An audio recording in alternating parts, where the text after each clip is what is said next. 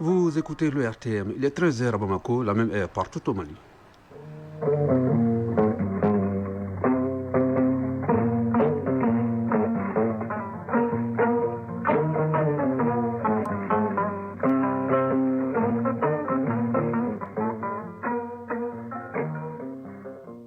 Le journal, Soumeila Berté. Bonjour, les titres pour commencer. Les cadres de la primature à l'école de la commande publique. C'est à la faveur d'un séminaire de haut niveau dont les travaux ont débuté hier. Pendant 5 jours, les participants vont renforcer leurs capacités sur les procédures de passation des marchés publics et des délégations des services publics. Le président de la transition guinéenne est arrivé ce matin à Abidjan pour une visite d'amitié et de travail de 48 heures. Le général d'armée Mamadi Doumbouya rencontrera son homologue ivoirien Alassane Ouattara au cours de cette journée. Conflit Israël-Iran entre dans son 5e jour avec une intensification des frappes mutuelles toujours aussi meurtrières. Le président américain Donald Trump, qui a quitté subitement le sommet du G7, dit vouloir non pas un cessez-le-feu, mais plutôt la fin du conflit. Les sports, Sragatou Sissé sera là pour nous parler du tirage au sort des demi-finales de la Coupe du Mali de football féminin, des Jeux de l'Alliance des États du Sahel et du programme de la Coupe du Monde des clubs de la FIFA. Et puis, chronique initiative citoyenne, Ousmane Dao nous présente l'association Daba Modibo Keita, le double champion du monde en taekwondo, qui passe du tatami aux actions de citoyenneté à suivre en fin de journal. Voilà pour le sommaire. Soyez les bienvenus dans ce journal. Fin hier des travaux de la 8e session ordinaire de la 6e mandature du Conseil économique, social, environnemental et culturel. Au terme des travaux de 2 semaines d'échange, les rapports annuels d'évaluation des attentes et besoins des populations a été examiné et adopté. La session de clôture s'est tenue en présence du Premier ministre, ministre de l'administration territoriale et de la décentralisation. On fait le point avec Bemba Sibi. Le recueil annuel d'évaluation des attentes et besoins des populations vient d'être adopté par les conseillers de la République. Un recueil qui dresse un tableau clinique des préoccupations majeures de nos compatriotes au plan économique, social, environnemental, culturel et sécuritaire. Sidiki Marasouba, secrétaire général du Conseil économique, social, environnemental et culturel. Renforcer le plateau technique des structures sanitaires conformément aux normes. Construire suffisamment d'écoles, d'instituts de formation professionnelle et d'universités équipées selon les normes. Assurer l'adéquation formation-emploi à travers la création de filières porteuses et innovantes. Poursuivre et intensifier la lutte contre l'insécurité et restaurer l'autorité de l'État sur toute l'étendue du territoire national. Diligenter l'opérationnalisation des nouvelles circonscriptions administratives. Faciliter l'obtention de la carte de séjour par les Maliens établis à l'extérieur à travers la signature des accords de coopération entre le Mali et les pays d'accueil. Le recueil annuel est un outil d'expression des besoins des populations en vue d'orienter les politiques publiques. Il est le résultat de plusieurs missions de collecte des besoins des Maliens à l'intérieur et à l'extérieur du pays. Yacouba Katile, président du Conseil économique, social, environnemental et culturel. La richesse des rapports issus des missions rivalise avec la rigueur des débats en plénière. Tout cela atteste du rôle stratégique que joue notre institution dans l'élaboration des politiques publiques et la consolidation de la gouvernance participative au Mali. Les travaux de cette 8e session ont donné lieu à des orientations stratégiques fortes, assorties de recommandations pertinentes qui traduisent l'attachement sans faille du Conseil aux aspirations profondes du peuple malien. Le président Katile a souligné les innovations apportées dans le fonctionnement de l'organe consultatif. Malgré cela, certains défis importants demeurent, notamment l'urgente nécessité de repenser la structure et la portée des rapports annuels ou encore l'intégration de problématiques comme la gouvernance, la défense et la sécurité, conformément à la nouvelle constitution. Un séminaire de haut niveau de renforcement des capacités des cadres de la primature s'est ouvert hier. Les participants qui sont conseillers techniques, conseillers spéciaux, chargés de mission, cadres des services rattachés et centraux de la primature vont renforcer leurs capacités sur les procédures de passation des marchés publics et des délégations de services publics. La formation de 5 jours s'inscrit dans le cadre de la modernisation de la gestion des finances publiques. Reportage Mamari Kone, Aliou Touré. Au Mali, la commande publique brasse des capitaux très importants. En 2024, elle est estimée à plus de 700 milliards de francs CFA selon l'autorité de régulation des marchés publics et des délégations des services publics. Selon la même source, la commande publique représente plus du quart du budget national. Alassane Ba, président de l'autorité de régulation des marchés publics et des délégations des services publics. Dans ce contexte, la formation de l'ensemble des acteurs de la commande publique, une des missions essentielles de l'ARMDES, prend tout son sens et demeure une de nos priorités absolues. C'est pourquoi, à travers notre stratégie nationale de formation qui se décline annuellement en programme de formation, nous avons pu former à ce jour environ 6 000 acteurs de la commande publique sur toute l'étendue du territoire national, de Gaï à Kidal, et comprenant les acteurs de l'administration, y compris les collectivités, les acteurs du secteur privé et ceux de la société civile. En organisant cette session en collaboration avec l'autorité de régulation des marchés publics et des délégations des services publics, le cabinet du Premier ministre veut renforcer les capacités des cadres pour une bonne maîtrise du processus de passation des marchés publics. Youssouf Sanogo, directeur des cabinets adjoints de la primature. La formation du personnel en activité constitue à la fois un devoir pour l'employeur et un droit pour le personnel. Aussi, les marchés publics et les délégations des services constituent une part importante du budget national et de l'économie nationale. Il devient donc impérieux pour les cadres de la haute administration de maîtriser tous les contours de la commande publique. Pendant 5 jours, les participants aborderont 5 thèmes. Il s'agit notamment du cadre législatif, réglementaire et institutionnel des marchés publics et des délégations des services publics, des procédures et conclusions des marchés, de l'évaluation des offres, des procédures d'exécution, de suivi et de contrôle, ainsi que des procédures relatives au recours et au règlement des différends. D'un séminaire à un autre, cette fois-ci celui de la conférence interafricaine des marchés d'assurance CIMA qui se tient depuis hier également à Bamako. La rencontre se penche sur 2 thématiques, à savoir pratique de la réassurance vie, la couverture des violences politiques, terroristes et gestion de la cession légale. La première tranche est facultative. Il s'agit pour les participants de partager les expériences dans la gestion des risques associés. Compte rendu Mamadou Fane. L'industrie des assurances africaines s'adapte au contexte géopolitique et géostratégique. Face aux conséquences du terrorisme et d'autres sinistres, les assurances sont de plus en plus sollicitées pour couvrir les violences politiques et le terrorisme. D'où ce séminaire organisé par la Compagnie commune des réassurances des États membres de la Conférence interafricaine des marchés d'assurance CIMA. Allaï Karambe, directeur national des assurances. C'est un thème d'actualité. Le terrorisme aujourd'hui, le Mali comme les autres pays de l'Afrique sont vraiment exposés. Dans ce cadre-là, les sociétés d'assurance ne sont pas restées en marge. Nous avons un secteur dynamique, n'est-ce pas, évolutif. À chaque fois qu'il y a de nouvelles donnes, les assureurs essayent d'innover, d'adapter leurs produits en fonction des besoins des assurés. Ce séminaire qui regroupe plusieurs compagnies d'assurance membres de la CIMA vise à permettre aux participants d'acquérir des outils concrets pour mieux structurer la gestion de leurs programmes de réassurance et de gérer plus efficacement les risques associés. Karim Diarasouba, directeur général de SICARE. C'est les assureurs qui vont souscrire pour les polices d'assurance. Et derrière cette police d'assurance, il y a le réassureur communautaire que nous sommes, la SICARE. C'est-à-dire il y a la compagnie d'assurance qui assure, mais derrière la compagnie d'assurance, il y a le réassureur communautaire. Donc c'est de montrer à nos partenaires, voici telle situation qui risque de se passer. Mais comment il faut se comporter? Quel type d'assurance vous pouvez pouvoir donner? Comment les souscrire? Et derrière cela, comment vous pouvez recouvrir à la SICARE si une situation pareille se présente? Cette rencontre qui dure 5 jours se tient en marge de la 43e Assemblée générale des actionnaires de la SICARE qui aura lieu le jeudi prochain à Bamako. Donnez votre sang, donnez de l'espoir. Ensemble, sauvons des vies. C'est le slogan de la campagne 2025 de la Journée mondiale du donneur du sang. Là, à l'instar de la communauté internationale, le Mali a célébré l'événement afin de reconnaître l'effort d'un millier de personnes qui donnent du sang pour sauver des vies. C'était au Centre national de transfusion sanguine sous le parrainage du président de la transition. Les détails avec Awa Adama Koulibaly. Ils étaient plusieurs à tendre leurs bras pour donner une poche de sang, soit 450 millilitres.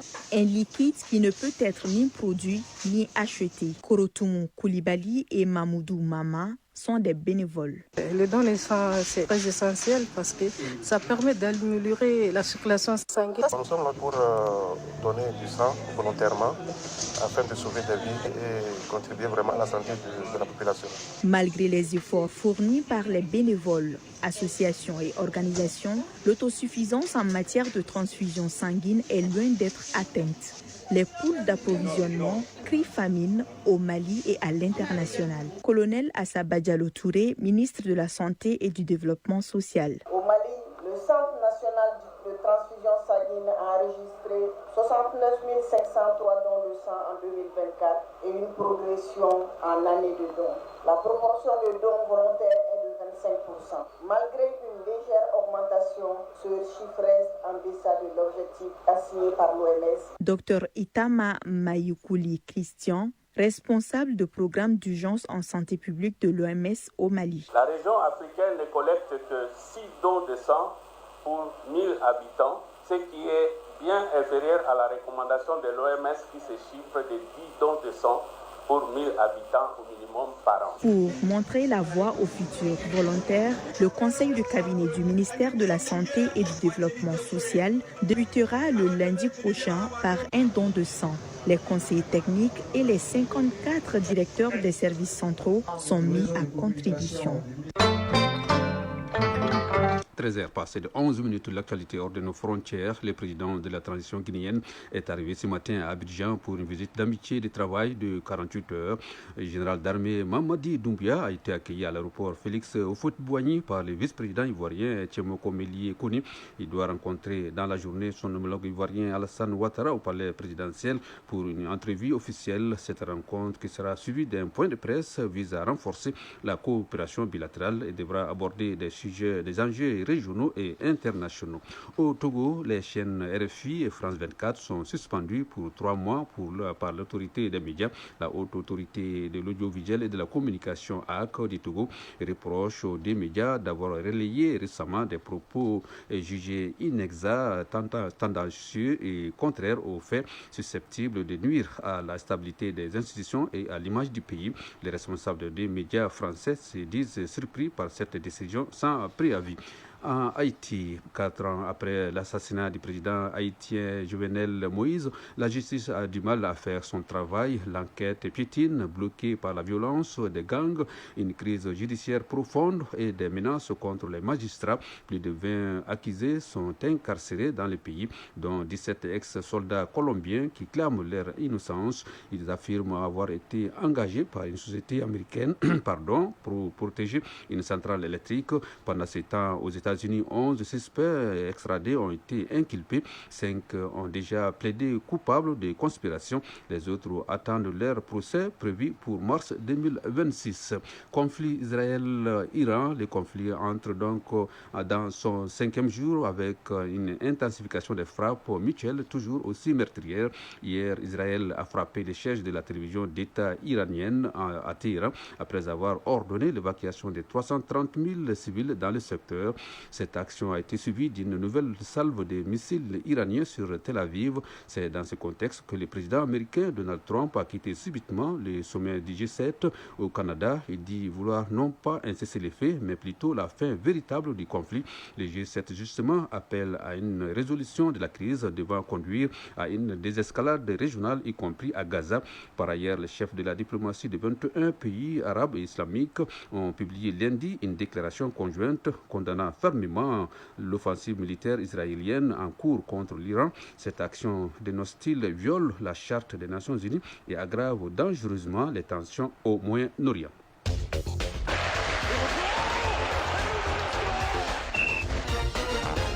La page des sports de ce journal sera animée avec Soragatou Sissé en direct. Bonjour Soragatou. Bonjour Soumaïla Berti. Le tirage au sort des demi-finales de la Coupe du Mali de football féminin a été effectué hier au siège de la FEMAFOOT.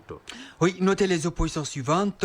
AS Mandé de la commune 4, AS Royal et USFAS AS Amazon de la commune 5. L'AS Mandé est détentrice du trophée. La FEMAFOOT nous signale que les matchs se dérouleront au stade Mamadou Konati. La date et les horaires seront communiqués ultérieurement.